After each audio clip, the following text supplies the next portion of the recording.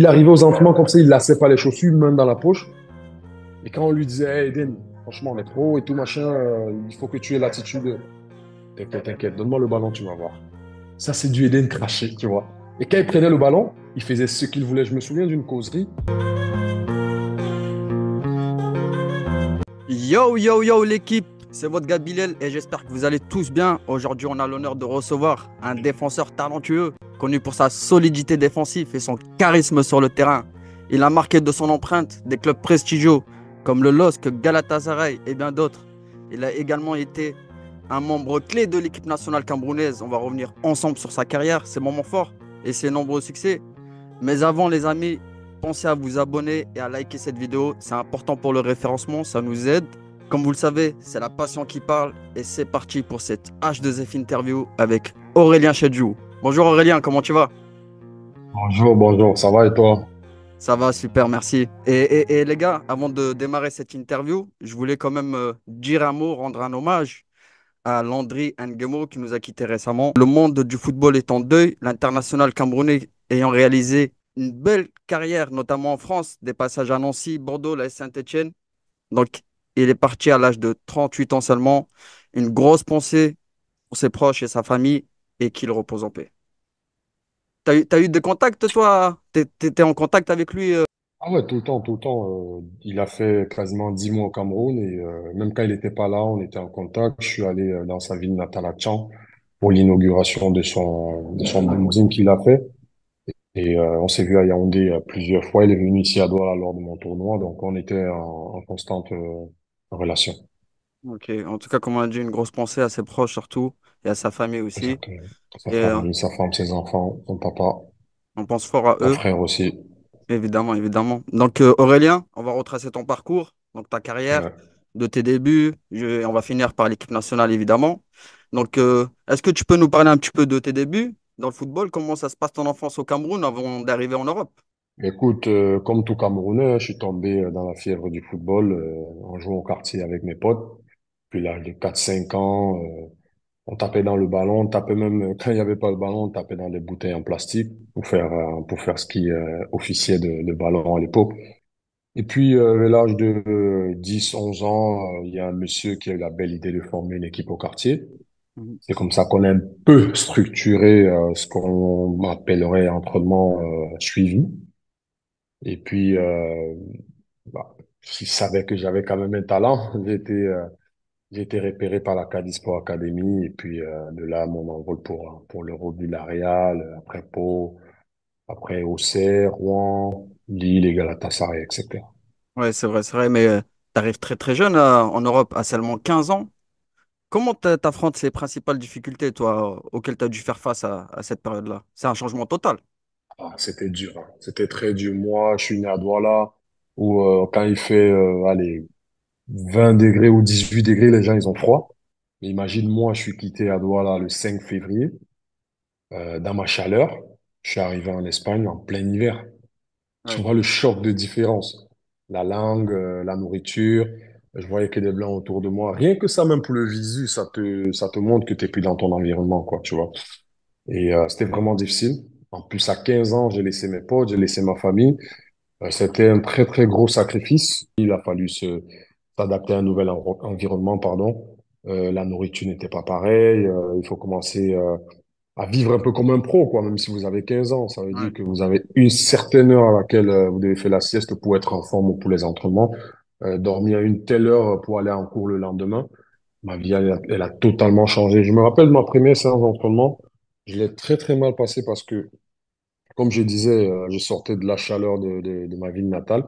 Et puis après l'entraînement, j'avais tellement froid aux doigts que je suis allé les mettre dans l'eau chaude. Tu vois, le choc de température, je peux T'as te dire, j'ai senti, passé un sale quart d'heure, hein. Je pense que s'il y avait les températures négatives à l'époque, bon, c'est Villarreal, c'est pas le même froid que dans le nord, par exemple, de la France. déjà. Mais je pense que ça aurait été Lille, ça aurait été autre chose pour mes doigts, quoi. Ouais, faut pas faire cette erreur-là, les jeunes, hein. Comme tu disais, nouvelle culture, nouvelle langue, seulement 15 ans, loin de la famille. À ce moment-là, est-ce que ça t'a, on va dire, mis des bâtons dans les roues, ça, pour que tu puisses réaliser ton rêve ou... Non, non, non, ça te met les bâtons dans les roues parce qu'à l'époque, en plus, les téléphones portables, ne faisait que sortir, ne commençait qu'à sortir, en fait, ici au Cameroun. Donc, ma famille n'avait pas encore de téléphone portable. À l'époque, ma grande sœur travaillait dans une cabine téléphonique, mais nous, on est arrivé en février, comme je disais. On a eu les nouvelles de la famille qu'en fin mars. Donc, il a Oui. fallu que, on était trois. Il a fallu que nous, Camerounais, on dise aux dirigeants de Villarreal qu'on voulait quand même donner les nouvelles à la famille pour leur dire qu'on est bien arrivé, que tout se passait bien. Donc, je me rappelle que celui qui s'occupait du dortoir, il a fallu qu'il nous appelle les trois dans son bureau. Il était quoi, à peu près 22 heures pour qu'on puisse appeler nos familles parce qu'à l'époque, comme je disais, il n'y avait pas de téléphone portable. Donc, on a appelé en espérant que ma sœur soit en train de travailler dans la cabine téléphonique où elle travaillait. Et heureusement, elle n'était pas encore rentrée. Donc, c'est comme ça que j'ai donné les nouvelles à ma famille. C'était très, très dur parce que, euh, comme je disais, vous changez totalement d'environnement. OK, vous avez Ouais. les rêves de devenir professionnel, mais vous êtes vraiment, vous n'êtes qu'un gamin. Vous savez pas quelle voie vous êtes vraiment en train d'emprunter, en fait. Vous voulez juste jouer au football, ok, vous avez les rêves, mais on vous dit pas que ça va être autant difficile. Ouais, c'est vrai, surtout si jeune. En plus, moi, Jusqu'à ce que vous arrivez c'est sur ça. place. Ouais, ouais, ouais. Et moi, j'ai eu Pape Diakhaté qui a eu la même histoire un peu que toi, parce qu'il arrivait à 15 ans à l'AS Nancy-Lorraine, directement du Sénégal, en plein hiver, donc mercato hivernal. Mais lui, je crois Mhm. qu'il a eu la chance d'être dans une famille d'accueil. Toi, t'avais pas ça, toi. T'étais pas en famille Non, d'accueil. non, non, j'étais pas en famille d'accueil, j'étais au centre de formation avec les autres pensionnaires. Bon, eux, les Espagnols, ils étaient Entre bien eux. entre eux, tu vois, voilà, la langue, ça passait et tout, machin. Nous, on était un peu à l'écart, pas qu'ils nous ont mis à l'écart, mais nous, on était à l'écart par rapport à la barrière de la langue, Mhm. par rapport à la culture, il faut trouver ses marques, en fait. Tu vois, c'est pas qu'ils nous ont mis de côté. Faut pas qu'on dise après que j'ai dit des trucs que j'ai pas dit, mais le fait que on vient d'Afrique, que ce soit pas la même culture, que la nourriture ne soit pas pareille, la langue et tout ça, fallait qu'on trouve nos marques et petit à petit vous allez vers les autres et tout. Mais eux ils sont dans leur vie tranquille parce que forcément ils sont plus à l'aise avec les Espagnols. Ils ont, j'ai envie de dire, la même langue, la même culture dont ils s'entendent mieux. Mais nous, c'était à nous de s'adapter, c'était pas évident. Oui, tu veux dire que naturellement, c'était plus simple pour eux de se mettre entre eux, oui. Et Entre du eux, coup, ouais, voilà. ouais, ouais. Et du coup, hein, comme tu disais, tu passes du coup Pau, la Géoxer. Moi, je veux savoir avant d'arriver au LOSC, quand par exemple tu es à Pau, est-ce que tu as eu des périodes de doute à un moment où tu te dis Ah ben peut-être que beaucoup, le hein. football ça va être terminé ou je vais mettre de côté, passer à Ah autre oui, chose? oui, oui. Ah oui, oui, oui, parce que quand je quitte Villarreal pour Pau, le choc total, quoi. Pau Ah était oui. à l'époque en national, le national de l'époque. Et moi, je quitte Villarreal à 17 ans. Et puis j'arrive à Pau, les équipements, c'est pas pareil. On a un national, mais moi, on me fait comprendre que je suis jeune pour aspirer à une place de titulaire au milieu de terrain parce que j'étais milieu à l'époque. Et l'équipe B de Pau, je crois que c'est en PH, un truc comme ça. Je me dis, mais mince, j'ai Ah oui. laissé Villarreal où les structures, le centre de formation était bien, l'équipe première était en première division. Je ne joue même pas en national en France. Je suis en PH. Je me dis, mais mince, je vais où en fait? Qu'est-ce que je fais? Et cette époque-là, j'ai connu, je crois que c'était Dobrac qui était entraîneur et qui m'a dit que j'avais quelque chose, mais que j'avais pas assez d'expérience pour pouvoir postuler en tant que titulaire ou gratter même des minutes dans le milieu des terrains où il y avait des trentenaires, il y avait beaucoup de joueurs qui avaient déjà roulé leur bosse, tu vois. Et je partais, je m'entraînais avec eux en semaine et le week-end, j'allais en PH. Et je peux te dire que oui, j'ai douté. J'ai touché à l'époque 200 euros, j'ai pas honte de le dire. Et tu sais, pour nous, Africains, quand on vient en Europe, c'est pour aider la famille qui est restée au Cameroun, tu vois. Oui. Ouais, ouais. Avec 200 euros, je me disais, mais mince, je vais où là? Ma petite sœur, il fallait qu'elle aille à l'école, ma grande sœur pareil, maman ne travaillait plus. C'était pas vraiment évident. Et puis, j'ai eu des coups de fil avec ma mère en lui disant que moi, c'est pas ce que je connais à la télévision, les footballeurs professionnels. Ils ont une vie décente, ils ont de quoi subvenir aux besoins de leur famille. Mais moi, c'est pas ça. Même si je suis pas professionnel, je suis en France, je me dois de vous aider et ce n'est pas le cas en ce moment, donc il faut que je rentre. Elle Ok. m'a dit non, non, non, non, non. Elle m'a dit non, c'est pas possible. Est-ce que tu as le sentiment d'avoir tout donné pour rentrer? Et là, je me suis dit, est-ce qu'il faut pas encore essayer encore un petit peu? Et puis le hasard de la vie, tu rencontres des gens qui te mettent, qui changent à jamais votre destin, j'ai envie de dire, parce que à Pau, j'ai connu ce gars qui avait des origines polonaises, Zlikovic ou un truc comme ça. Et son papa, il savait que son papa était entraîneur à Auxerre. Oui, à la GA. Donc, voilà, la GIA. Donc, il m'a dit, euh, je sais pas pourquoi on t'a fait venir à Pau, je sais pas qui est ton agent, mais est-ce que tu aimerais faire les essais à Auxerre? Et de là, je m'en vais à Auxerre, faire les essais et c'est conclu. Oui, à Auxerre, la G Auxerre, centre de formation avec Giroud. Voilà, avec Ok, Giroud, avec Bernard David. La première année où je suis à Auxerre, c'est encore Giroud qui est entraîneur. Après, c'est Roger Lemaire qui arrive. oui, Et j'étais avec les Abou Diaby, avec Gara Dembélé. Euh, je m'entraîne avec eux, pareil avec les pros en semaine et le week-end, bah, je joue avec la CFA. C'était déjà bien parce que t'entraînes avec les pros. Tu te dis, tu caresses déjà le rêve, tu vois, tu es déjà bah presque oui. là. T'étais à Pau il n'y a pas si Voilà. longtemps. C'est incroyable. Voilà. Donc, le fait de jouer en CFA, ça me dérangeait pas parce que pour moi, c'était une réserve pro. Donc, ça veut dire que l'entraîneur adjoint, il venait souvent voir qui a bien fait en réserve pour pouvoir aspirer plus tard à un contrat professionnel. Donc, c'était tout bénéfice pour moi. Ok, J'y ai passé 2 belles années, ouais, mais en fin de saison, en fin de la deuxième saison, malheureusement, je suis pas passé pro. ok. Tu passes pas pro, mais comment ça se fait que tu arrives au LOSC alors du coup? Alors, dans le groupe CFA de l'AJA, il y avait le LOSC. Donc, Ok, on a joué 2 fois contre eux. Et à l'époque, l'entraîneur, c'était Pascal Planck. Donc, il m'avait déjà repéré. Hein. Et plusieurs fois, il a demandé à ce que je vienne à Lille, pardon. Mais j'ai décliné parce que je me disais aller à Lille en CFA, alors que je suis déjà en CFA où on me connaît, donc je suis plus proche d'ouvrir la porte des professionnels, tu vois. mhm, Donc, quand je ne suis pas conservé par l'AGIA en tant que professionnel, bon, mon agent de l'époque, David Ventier, il me propose d'aller à Rouen parce qu'il connaît le coach là-bas, les présidents et tout. Il me dit, écoute, on fait un truc. Tu vas à Rouen, tu fais une saison, tu montres ce que tu sais faire parce que moi, je crois en toi. J'inviterai des clubs pro venir te voir jouer. oui, Et puis, je vais à Rouen. Sauf que j'arrive à Rouen, l'effectif est déjà clos, donc je viens en complément d'effectif. On me met milieu droit, milieu gauche, je joue pas à mon poste, souvent latéral droit. Une fois encore, les doutes s'installent parce que Rouen, à l'époque, ils sont en CFA, l'équipe première, ils sont en CFA. Et l'équipe réserve est en DIH, je crois. mhm, Un truc comme ça. Donc, je m'entraîne avec eux en semaine, avec l'équipe première, et le week-end, je vais jouer en DIH. Et pour moi, encore, c'est de la régression, tu vois. oui, je comprends. La régression, voilà, c'est la régression parce que je me dis, je suis quitté en CFA au CER et je n'arrive pas à jouer en CFA à Rouen. Donc, j'avais un contrat amateur. Et pour te dire une fois encore le hasard des choses, j'avais le numéro de Pascal Planck. Et un beau jour, en octobre, je vais faire les courses dans un mall. Et je me dis, mais mince, ma vie, elle va où? Il pleuvait, il faisait froid. Et je me dis, écoute, il y a un coach qui pensait à toi, qui est à Lille. Je lui envoie un message quand même. Je lui dis, coach, comment allez-vous? Mhm. Mais en réalité, c'était un SOS, tu vois. Je lui dis, Ouais, comment allez-vous?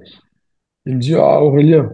Et moi, ça m'a choqué parce que je me dis, il a gardé mon numéro quand même. Il me dit, Aurélien, comment tu vas et tout? J'ai plus de tes nouvelles. Je ne vois plus ton nom sur les matchs en CFA parce que vous savez, il y a ce quotidien-là, je sais pas s'il faut donner le nom, qui chaque week-end, après chaque match, bah, on voit qui a joué, qui a eu l'étoile, qui a eu le ouais, quotidien français qui sort toutes les ouais, semaines. tu peux nommer ici, on s'en fout. Voilà, France Football. Ouais, OK. ok. Donc il me dit, je vois plus ton nom dans France Football parce que je te suis toujours et je vois que tu ne joues plus. Parce que à l'époque, France Football le faisait jusqu'en CFA, je crois, ou en national, je Ah sais ouais, quand plus. même, ouais, ouais, Je ouais. lui dis, voilà, je lui dis, coach, je suis à Rouen maintenant, mais ça se passe pas bien. Et on me fait pas jouer à mon poste, c'est pour ça que je n'apparais plus sur les listes de matchs et tout. Ça se passe mal. Quand on me met à ce poste, je ne donne pas ce qu'on attend, je me fais cracher dessus, je me fais insulter par les supporters, etc. Et là, il me dit, est-ce que ça t'intéresserait toujours de travailler avec moi? Je lui dis oui. Il me dit, tu as quel contrat, Ron? Je lui dis, je suis amateur. Il me dit, écoute, je vais te donner ton numéro au juriste du club, donc de Lille, Mhm. et tu as la possibilité de résilier ton contrat avant le 31 décembre. Et si tu le fais, avec accusé de réception, à partir du 1er janvier, tu peux t'engager avec qui tu veux. Donc, 2 jours après, le juriste m'appelle, il m'explique comment les choses doivent se passer. Mhm. Il me fait un draft de documents que je dois écrire et tout, machin, tampon, blablabla, tout ce qu'il faut. J'envoie au club avec accusé de réception. Là, on est à peu près en décembre. Donc, je vais la petite coupure de décembre. Quand je reviens en janvier, le club n'a pas reçu le courrier. Le président il m'appelle dans son bureau. Ouais, qu'est-ce que tu nous fais et tout? Pourquoi tu pars et tout ça? Et je dis, président, je suis pas en train de jouer. J'ai l'opportunité d'aller à Lille. J'ai fait ce qu'il fallait faire. Il dit, non, je vais rester, je veux que tu restes et tout, machin. Je dis, bah, le juriste du club de Rouen, cette fois-ci, lui dit, il a fait les choses comme il fallait faire. Il a envoyé son courrier avec accusé de réception, donc on peut pas le bloquer. Donc il est libre. Ouais, Donc, je m'engage avec Lille pour 6 mois, donc de janvier à juin. Pour moi, en fait, c'était comme un essai, tu vois. Et j'arrive ouais. à Lille, je crois que c'était le 3 ou le 4 janvier, je commence les entraînements et j'étais à la ramasse physiquement. Ah ouais? Mais Adil Rami, ouais, quand on courait, Adil Rami, il était devant, tous étaient devant, les Nazar, tout ça, mais j'étais cuit de chez cuit, tu vois.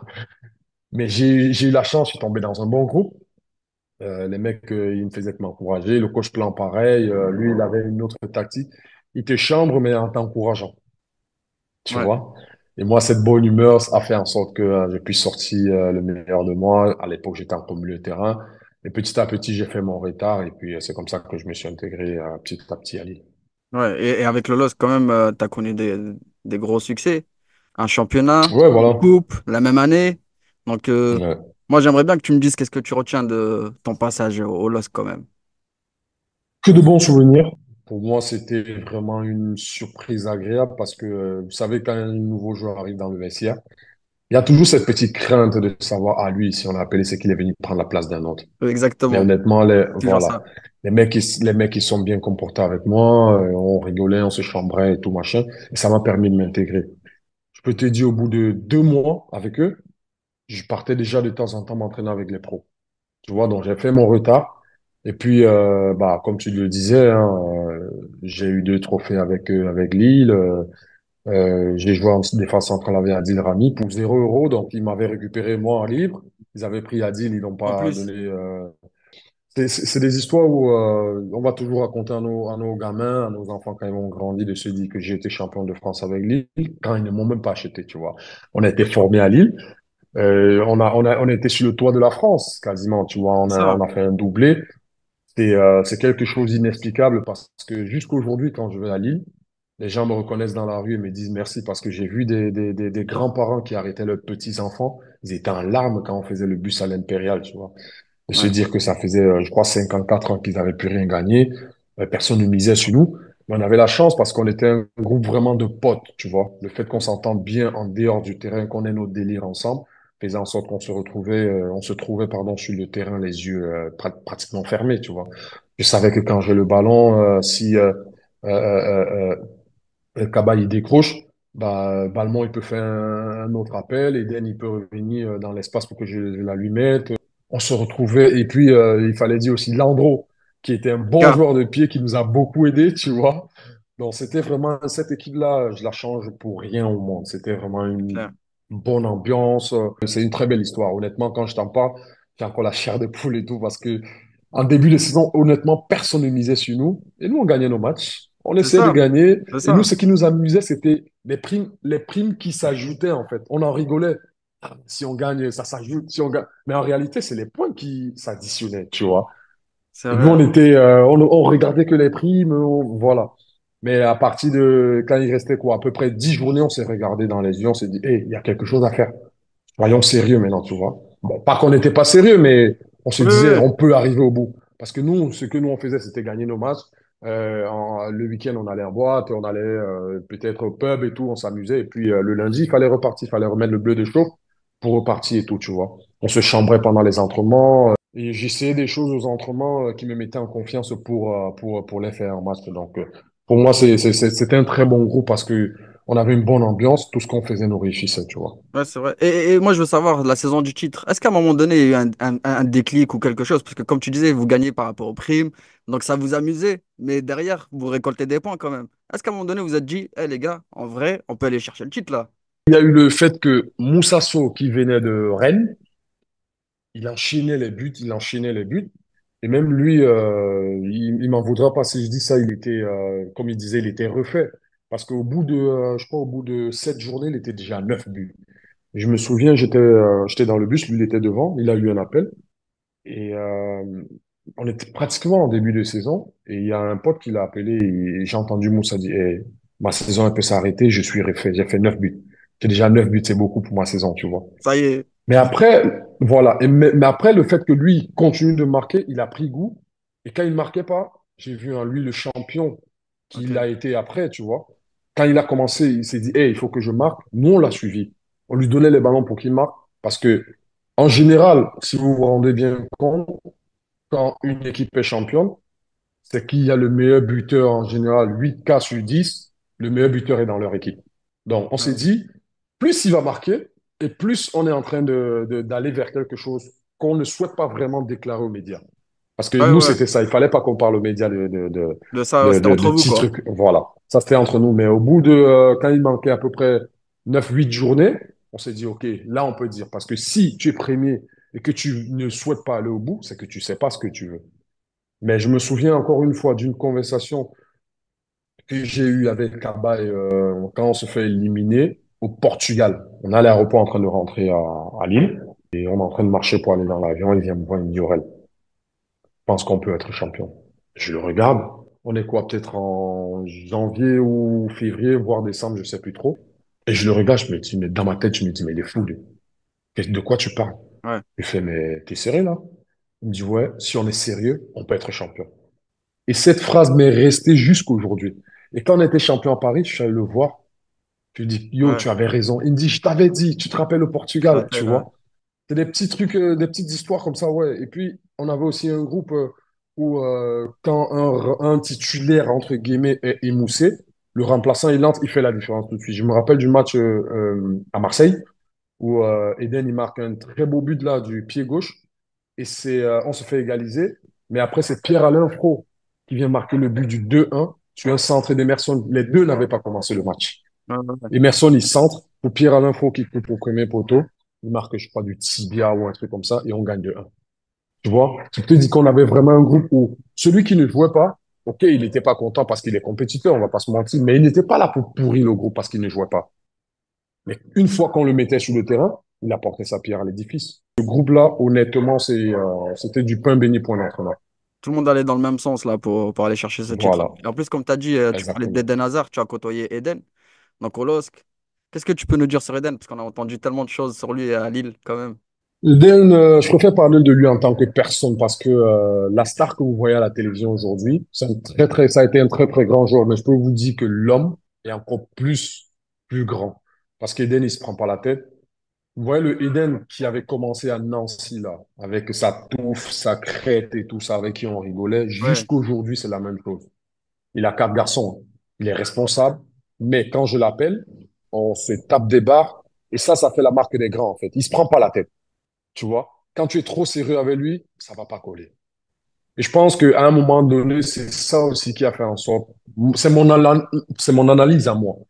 Tu vois, je prends la responsabilité de ce que je dis. Je pense que c'est ça qui a fait en sorte qu'à un moment donné, ça n'a pas collé avec le Real Madrid. Il peut avoir ses torts parce qu'il y a plus d'exigences, mais c'est le genre de joueur, si vous le mettez dans un carré et lui dites ce qu'il faut faire, vous n'aurez pas le 100% de lui. C'est un mec il est libre en fait. Eden arrivait aux entraînements, il lassait pas les chaussures. Il mettait le pantalon. Vous savez, à l'époque, comme Anelka il faisait, il levait un dans les côté et l'autre chaussettes là. était en bas et tout, machin. Ouais. Ou dans les chaussettes. Il arrivait aux entraînements comme ça, il lassait pas les chaussures, main dans la poche. Et quand on lui disait, hey, Eden, franchement, on est pro et tout, machin, il faut que tu aies l'attitude. T'inquiète, t'inquiète, donne-moi le ballon, tu vas voir. Ça, c'est du Eden craché, tu vois. Et quand il prenait le ballon, il faisait ce qu'il voulait. Je me souviens d'une causerie avant l'entraînement. Il faisait un peu froid, il avait les mains dans les poches avec le bonnet et tout ça. Le coach, il parlait, tout. On va s'échauffer. Et Rio lui fait, hey, Eden, le coach, il parle, tu as les mains dans la poche et tout. Respecte et tout. Respecte-nous aussi, les anciens, tout ça. Et on devait jouer Lyon. Il dit, Rio, tu me fais confiance ou pas? Donnez-moi le ballon le week-end, je vous montre. Et ce week-end-là, il a tout fait à Lyon.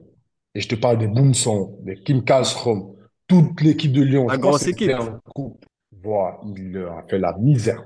Dès qu'on prenait le ballon, on lui donnait. Tu sais, en plus, comme les petits détails, centre de gravité très bas. Ouais, Dès ouais. que tu tapes, il se relève directement et tout machin. Il leur avait fait, il a tout fait ce jour-là. C'est du Eden En fait, si vous le connaissez pas, vous allez croire qu'il est arrogant. Mais en réalité, c'est une crème. C'est quelqu'un qui veut te dire un truc qui passe pas par quatre chemins, tu vois. Et c'est toujours dans la rigolade, Ouais, ouais. toujours dans le truc, bon enfant, ambiance bon enfant, tu vois. Jusqu'aujourd'hui, quand je l'appelle, je te dis, on parle de tout sauf du foot, quoi. Il me dit, ouais, Aurel, moi, le foot, Ça j'en y peux est, plus parce que c'est trop de fini. règles. Si je veux jouer avec mes potes, je joue, je prends ma bière, machin. C'est comme ça sa vie, en fait. Posé, ouais, Parce que ouais. le mec, en plus, il avait une proposition de l'Arabie Saoudite. Il m'a dit, Aurel, je vais faire quoi là-bas, moi? Ouais. J'ai pas besoin d'oser, je vais être heureux. Tout ce que je veux, c'est être heureux, tu vois. Et lui, quand il n'est pas heureux, vous pouvez pas voir son 100%, c'est mort. D'un point de vue de football, quand il était à Chelsea, pour moi, il était en route pour le Ballon d'Or, en vrai. Ah ouais, ouais, le prime d'Eden à Chelsea, il était inarrêtable. Donc pour moi, vous allez même demander aux supporters de Chelsea, sans manquer de respect aux grandes légendes que Chelsea a eues, je pense qu'il peut quand même s'asseoir à la table des Lampard, Ah oui, peut-être oui, des oui. Didier, Oui, oui. tu vois, il a fait pas mal de bonnes choses à Chelsea quand même. Eden, il est arrivé, bon, les Anglais s'intéressent pas trop au football français. Il est arrivé pour 40 millions d'euros. On se demandait, mais c'est qui lui, c'est qui lui? Dès qu'il arrive, je me souviens un match, on a joué en Champions League avec Galatasaray contre Chelsea, à Chelsea. Il touchait le ballon, mais tout le monde se levait, quoi. Ça veut dire qu'ils savaient, eux, les supporters, que quand lui il touche le ballon, il y a danger. C'est ça, c'est exactement ça. Tu vois? C'est une marque de respect envers un grand joueur. En France, peut-être on se rend pas compte de l'impact qu'il a eu à Chelsea, mais je peux te dire, je suis allé une fois encore sur son invitation regarder Chelsea-Liverpool. J'étais dans la tribune. Honnêtement, ce qu'il a fait à Chelsea, c'est énorme, quoi. C'est C'est énorme. incroyable, c'est incroyable. Il s'est amusé, il s'est éclaté là-bas. En parlant de Exactement. performance, Aurélien, moi, quand j'ai dit que j'allais te recevoir en interview, tout le monde m'a dit, ah ouais, Aurélien Chedjou, il avait mis le petit point à Zlatan, là, et tout. Ouais, Il faut que tu nous parles de ça ce petit revient tout pont le là temps, contre ça. Zlatan là, où tu mets un petit pont, en plus t'es défenseur, donc dans une zone où c'est risqué, et t'as tout le Ouais. stade qui se tait quoi après ce petit pont, c'était incroyable, hein. Bah, ça revient à ce que je te disais tout à l'heure que aux entraînements, j'essayais beaucoup de choses. J'étais en confiance. En plus, je pense que Rio, il était blessé à ce moment-là, c'est moi qui étais capitaine, tu vois. Donc, je me souviens, mon latéral droit, il me donne un ballon, euh, pas vraiment dans ma course. Je me déchire un peu sur le contrôle.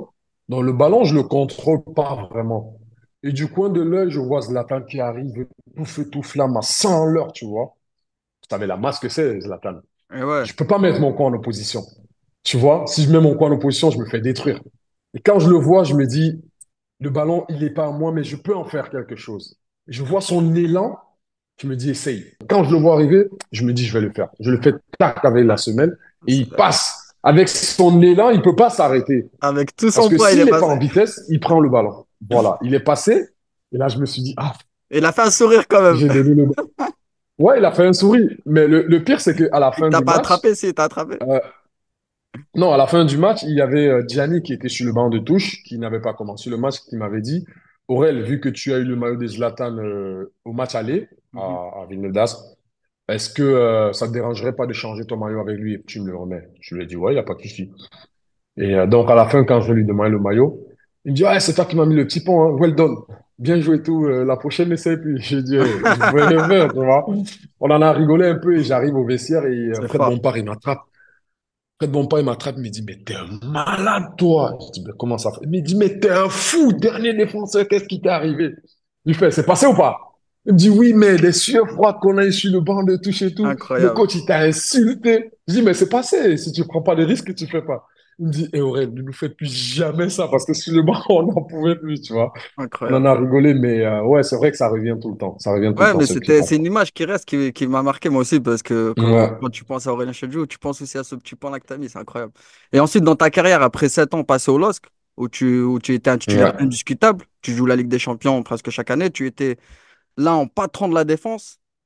Qu'est-ce qui fait que tu choisisses Galatasaray et est-ce que tu avais d'autres propositions à ce moment-là? Oui, j'avais Tottenham, le Verdet, Everton. Et vous savez, quand vous gagnez un titre avec une équipe, vous voulez, ça devient comme une drogue en fait. Vous voulez parce que en réalité, vous jouez pour ça. Vous jouez pour gagner des titres. Et puisque Tottenham n'en gagnait pas, Everton non plus, le Verder, je me suis dit, écoute, il y a Galatasaray. Pour moi, c'était un challenge avant tout. Oui, Galatasaray, c'est la meilleure équipe en Turquie, tu vois. Je me suis dit, ils jouent la Champions League chaque année. J'ai connu la Champions League, j'ai gagné des titres. Dans la continuité, un club familial pareil, je préfère aller à Galatasaray. Ok, il y a eu le côté financier, on va pas se mentir, qui a aussi joué, tu vois. Mais c'est surtout les titres. Parce que quand on voit ce que j'ai gagné avec Galatasaray, aujourd'hui, je me suis pas trompé en allant à Galatasaray. J'ai joué la Champions League, j'ai été titulaire, j'étais toujours appelé en sélection, j'ai gagné des titres. Pour moi, c'était bien. J'ai découvert une autre culture où, en France, en général, on peigne un peu, on faisait en sorte de voir ce pays comme un pays extrémiste où c'était fermé, mais en réalité, non. Je suis allé visiter, j'ai vu Istanbul, superbe ville, et puis je me suis dit à mes agents, alors je vais signer pour Galatasaray. C'est comme ça que je me trouve à Istanbul. Et t'arrives pas n'importe où parce que tu t'as avec des DJ Drogba, Wesley Schneider, Podolski et d'autres grands noms aussi. Là, tu franchis clairement une nouvelle Ouais, étape dans ton parcours là. exactement. Je quitte de ma petite ville lilloise en France où je vais à Istanbul, où comme les noms que tu viens de citer, je me dis, t'es quand même arrivé dans un, t'es quand même arrivé dans un grand club où les, comme tu disais, les Schneider, Didier, Podolski après quand il est arrivé, Felipe Melo et tout ça. Je me dis, ben écoute, ça y est, t'es vraiment dans la cour des grands. À toi de montrer vraiment ce que tu as dans le ventre. On t'a pris quand même pour 8 millions d'euros. Tu vas jouer titulaire si tu montres que tu es bon. Et puis, c'est plus l'environnement à Lille où si tu fais une petite erreur, on te caresse dans le sens du poil, tu es l'enfant de la maison, tu rejoues le prochain match. Ça fait en sorte que en toi naît un champion où même aux entraînements, tu veux déjà gagner beaucoup de matchs. Tu vois, tu veux pas perdre. Oui. Moi, on m'a cultivé ça là-bas. Quand Mancini il est arrivé, quand Prandelli il est arrivé, parce qu'en 4 ans, à Galatasaray, j'ai connu 8 coachs. Donc, le fait qu'à Lille, j'avais quasiment les mêmes coachs, où c'était pas vraiment mes potes, mais tu pouvais parler à un coach comme tu voulais parce que vous pouvez échanger. À Galatasaray, c'était pas la même chose. C'était le résultat qui compte. Si t'es pas bon, on te met à côté. Du coup, tu te dis, hey, là, tu dois être en éveil tout le temps, performer aux entraînements, performer au match et mettre à côté. Penser déjà au prochain match, etc., etc. Performance, performance, performance. Le niveau de performance, d'exigence était là qu'il ne fallait pas se louper, en fait. Ouais, et en plus, tu t'es adapté quand même assez vite, j'ai envie de dire, parce que tu remportes des trophées, des coupes, et dans un club qu'on connaît, Galatasaray, la ferveur en Turquie, c'est le meilleur club en Turquie, Galatasaray. Donc ça aussi, c'était des Ouais, bien trophées sûr. en plus, et j'imagine que c'est des souvenirs que tu gardes vraiment précieux, là. Ouais, c'est des souvenirs inoubliables, c'est des souvenirs inoubliables. J'ai mes trophées à la maison, mais ce qui m'a vraiment marqué à Galatasaray, même avant que je ne signe, je m'étais blessé à Lille, une élongation, mais il continuait de m'appeler pour voir comment ça progressait, comment j'évoluais, quand est-ce que je vais revenir. Ça te prouve qu'on a vraiment confiance en toi et qu'on veut que tu viennes pour faire partie de cette famille. Et puis quand je suis arrivé, avec la colonie francophone qui était là, Didier, Emmanuel Eboué, tout ça là, Felipe Melo qui parlait espagnol, je parlais déjà espagnol à l'époque, je me suis senti bien. C'est ça qui fait en sorte que Galatasaray, c'est l'un des plus grands clubs, c'est le plus grand club, pardon, turc Oui, c'est le plus aujourd'hui, grand club. mais c'est aussi pour ça qu'ils gagnent beaucoup de titres, parce qu'ils savent bien mettre le joueur. En tout cas, partout où tu es passé, tu as remporté des trophées, que ce soit au LOSC ou au Galatasaray, comme on vient de le dire. Nous, on va passer maintenant au Lion indomptable. Tu cumules 33 sélections Ouais. avec le Cameroun. Tu as côtoyé une génération dorée avec des Samuel Eto'o, Rigo Bersang, Jérémy et d'autres grands noms là aussi. Peux-tu nous parler de ton expérience avec l'équipe nationale du Cameroun? Parce que tu as vécu aussi des Coupes d'Afrique, des Coupes du Monde. Ben écoute, avant que je n'arrive, j'avais une appréhension parce que à l'époque, les médias disaient que il y a une frange de joueurs qui ont pris l'équipe en otage, à savoir les cadres, alors que ce n'était pas le cas. Et vous, en tant que jeune, quand vous arrivez, vous avez un peu l'appréhension parce qu'on lit les journaux, on regarde les émissions télévisées, tout, tu vois. Mais une fois que je suis arrivé, tout le monde m'a mis à l'aise. Que ce soit Rigobert, Jérémy, et j'en passe, tous ces grands noms-là, ils nous ont mis à l'aise. Et là, tu te sens vraiment partie du Cameroun, de ton pays, tu vois. Et il n'y avait même pas une espèce de concurrence ou quoi que ce soit parce que Rigo, il était sur la fin. Mais c'est encore lui qui nous donnait des conseils, comment se placer, comment jouer, machin, comment appréhender les compétitions. C'était vraiment une très belle expérience. J'ai partagé 9 belles années avec mes compatriotes à l'équipe nationale. Et je souhaite à tout le monde qui a la chance de représenter son pays, de défendre les couleurs de son pays. Et c'est vraiment un honneur. C'est un honneur pour moi d'avoir été vu par des millions de Camerounais avec ce maillot sur les épaules. Malheureusement, j'ai pas eu la chance de gagner un titre africain avec mon pays, mais je suis toujours, comme je dis, honoré. Je suis fier d'avoir eu ces années en équipe nationale. Je ne changerai mon parcours pour rien au monde par rapport à ce que j'ai connu avec ces grands noms-là. J'ai fait 2 Coupes du Monde, j'ai fait 2 Coupes d'Afrique, Oui. j'ai fait les Jeux Olympiques. Donc, pour moi, je pense que j'ai donné ce qu'il y avait. J'ai jamais triché.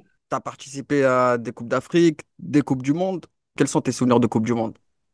Ouais, quand on allait en Afrique du Sud, par exemple, 2010? la première Coupe du Monde, ouais, la première Coupe du Monde sur le sol africain, jamais gravé dans l'histoire. Donc, je pourrais me narguer un jour en disant à mes enfants que j'ai joué la première Coupe du Monde sur le sol africain, tu vois. C'est vrai. Même si les résultats n'ont pas été ce qu'on espérait. Mais mon nom sera gravé là en... Ça, c'est à vie, ça. Ça, c'est à vie dans 300 ans, 400 ans, même quand les enfants de nos enfants ne vivront plus. Mon nom sera quelque part là par rapport à la première Coupe du Monde sur le sol africain. C'est une belle expérience. C'est les meilleurs des meilleurs qui se retrouvent. Il faut encore, comme je disais, malheureusement pour nous, ça s'est pas bien passé parce il y avait des problèmes externes au football et tout ça. Mais bon, après, ça reste une belle expérience de représenter son pays. Ça veut dire que vous êtes parmi les meilleurs de ce pays-là. Donc, c'est un honneur pour moi d'avoir été deux fois pendant la Coupe du Monde représenter mon pays. C'était vraiment une très belle expérience. Oui, tu as fait 2010 et 2014 au Brésil Et aussi, 2014. Ouais. ce qui était très fort aussi. À la Euh, terre du football, et tout ouais, ça, on est arrivé, l'ambiance et tout, c'était bien, on a été bien accueillis. C'est vraiment je souhaite ça à tout le monde, tu vois. Je souhaite ça à tout le monde de participer au moins à une Coupe du Monde. ouais, c'est comme dans un rêve de participer à une Coupe du Monde en tant que footballeur professionnel. Et j'imagine que tu suis actuellement les résultats de l'équipe nationale. Moi, j'aimerais bien savoir Mhm. comment tu perçois le développement du football camerounais aujourd'hui et la nouvelle génération de joueurs aussi. Ben écoute, il y a une génération qui est en train qui est en train de faire son parcours. Bah, je parle de l'équipe nationale. Il y a eu des petites tensions qu'on ne va pas expliquer ici, mais je pense que les joueurs sur les deux matchs qui sont passés ont répondu présent. Voilà. Et puis sur le championnat national, il y a des trucs qui sont en train d'être mis en place. Ça se passe plutôt bien, donc encourageons l'équipe qui est en place et encourageons les équipes dirigeantes qui s'occupent de ce football-là pour que le football camerounais redevienne ce que ça a été avant. À savoir que ça fait quand même quelques années que aucune équipe camerounaise n'ait passé le tour préliminaire ou bien le tour de les phases de poule de la Champions League africaine. Ça veut dire quand même qu'il y a beaucoup de travail à faire et je pense que si on le laisse faire le travail, si tout est mis à la disposition des équipes, on pourra redevenir comme avant. Mais avant, il faut faire quand même l'état des lieux du football camerounais pour voir ce qui ne va pas et à partir de là, donc on pourra remonter la pente. Ouais, Cameroun, comme on le sait, une grande nation africaine du football, même mondiale, avec les participations en Coupe du Monde, des Coupes d'Afrique remportées, Vainqueur des Jeux Olympiques. ouais, des générations dorées, des joueurs qui nous ont fait rêver. Donc, oui, ça a Ouais. toujours été là, ça a toujours été ici en place, le Cameroun. C'est vrai que là, dernièrement, il y a eu des petites tensions, des petits soucis, mais on espère que ça va repartir du bon pied, comme tu l'as dit. Ouais, bien sûr, bien sûr. Je pense que, comme on dit chez nous, une main ne peut pas faire un ballet, tu vois. Ça veut dire qu'on a besoin de tout le monde pour pouvoir remonter ce football-là. Je m'explique. Que ce soit les joueurs, les dirigeants politiques même, les anciens joueurs, tous, c'est tous ensemble. On doit mettre la main dans la pâte pour pouvoir élever ce football. On peut avoir les idées différentes. On peut ne pas être d'accord sur certains points. Mais à la fin de la journée, il faudrait qu'on se dise qu'on est là, si on est assis à la même table, c'est pour que le football camerounais puisse repartir de belle manière. Donc, les égos, tout ça, il faudrait qu'on mette de côté. Les idées, chacun a son idée. Elle peut être bonne, pas bonne pour X ou pour Y. Mais à la fin de la journée, c'est le football qui doit être gagnant. Donc, il y a ce côté, puisque j'ai fait les études, il y a ce côté administratif qu'il faut gérer, qui est important, Oui, mais c'est surtout, il faut pas que ça arrive sur les joueurs, il faut pas que les joueurs aient des tensions entre eux, il faut qu'ils aient vraiment la tête vide, il faut qu'ils aient la tête claire pour pouvoir montrer ce qu'on sait d'eux, parce qu'ils ont la capacité. Aujourd'hui, peut-être ils jouent pas dans les FC Barcelone, Manchester City, etc. Mais je pense que cette génération, avec l'ambiance qu'ils m'ont dit qu'ils vivent au quotidien, mhm. ils ont le droit au moins qu'on tienne le main pour qu'ils écrivent leur propre histoire, qui, ma foi, va être belle. On l'espère en tout cas pour le football camerounais. Du coup, Aurélien, pour finir cette interview, j'ai un petit jeu à te proposer. En fait, c'est le fait ou pas fait. Ouais, Du coup, je vais te proposer des d'accord. situations qui concernent le football et tu vas me dire si ça t'est déjà arrivé, si tu as déjà fait ou pas fait, ok? Ok. Alors, c'est parti. Fait ou pas fait, échanger ton maillot avec un joueur légendaire sur le terrain. Un Ouais. icône. Icône. Qui ça? J'en ai pas mal, hein. Ah, Alors, oui, j'ai échangé avec Carlo Tevez, ouais. Ok. Zanetti de l'Inter. Oui, bien sûr. Ouais, ouais, j'ai échangé avec Énorme. Lewandowski Ouais. pendant je contre la Pologne. J'en ai pas mal quand même, j'en ai pas mal de collections. Didier m'en a offert, bon, comme coéquipier. Euh, Benzema aussi. Ouais. Donc j'en ai pas mal. T'as une belle collection là. Neymar aussi Neymar quand on a joué contre Paris, j'étais à Amiens. Ok, c'est vrai, oui, oui, Donc t'es passé à bien, oui. ouais, donc Belle voilà. collection, ok. Ah, je vais passer dans ton armoire alors. Alors, on continue. Fait ou pas fait, acheter un cadeau très coûteux pour quelqu'un que tu apprécies. Mais vraiment très coûteux, tu vois, même si c'est la famille, un vrai cadeau. Bah, est-ce que c'est vraiment un cadeau? Pour moi, c'est plus comme un devoir. J'ai construit une maison à ma mère, j'ai acheté une maison à mon papa, parce que les deux sont séparés, ils sont plus ensemble. Donc, pour moi, c'est pas vraiment comme un cadeau, c'est plus comme un devoir. Parce que chez nous, en Afrique, quand tu as réussi, il faut que les parents le sachent, pardon, que tu as réussi. Ouais. Très beau, c'est très beau. En tout cas, fait ou pas fait, avoir eu un surnom bizarre dans le vestiaire. Est-ce qu'on t'a donné un surnom bizarre dans le vestiaire? Peut-être Rolosque ou je sais pas. Je vais, pas fait. Je vais me taire, je vais rien dire. Là, tu veux pas Ça dire en reste fait. dans le vestiaire. Ça reste dans le vestiaire. Ok, ok, tranquille.